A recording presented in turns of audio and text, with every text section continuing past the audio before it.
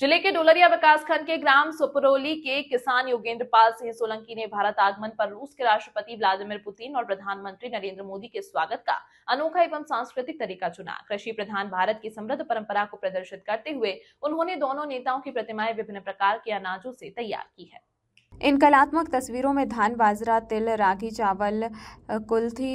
खसखस समेत कई प्रकार के भारतीय अनाजों का प्रयोग किया गया है। किसान सोलंकी का कहना है कि भारत सदियों से अन्न उत्पादन में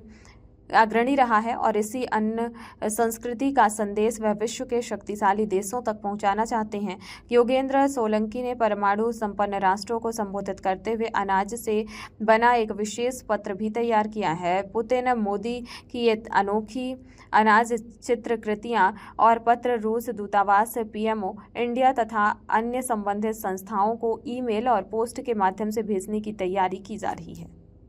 योगेंद्र पाल सिंह सोलंकी, मैं ग्राम सुपरली, जिला नर्मदापुरम, मध्य प्रदेश का रहने वाला हूं और पिछले कई वर्षों से मैं अनाजों से फोटो बनाने का काम करता हूं और अनाजों में विभिन्न प्रकार के अनाजों को उपयोग करता हूं। इसी कड़ी में कल 4 तारीख को रूस के राष्ट्रपति श्री पुतिन साहब आ रहे हैं, उनकी और मोदी जी की मैंने एक फोटो बनाई है अनाजों से, क्योंकि भारत एक कृषि प्रधान देश है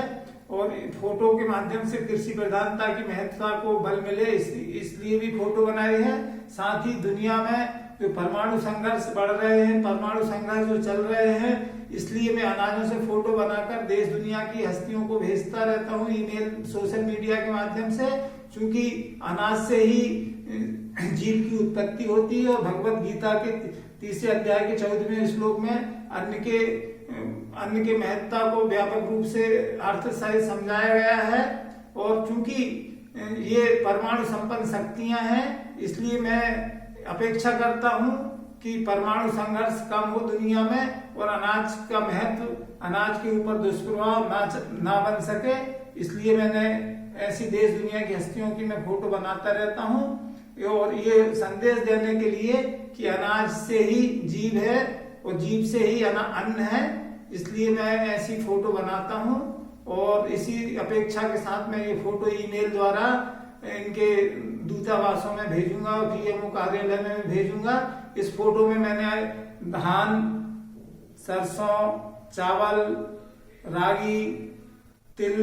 अलसी, खसखस, राजगिरा आदि का उपयोग करके ये फोटो बनाई है। और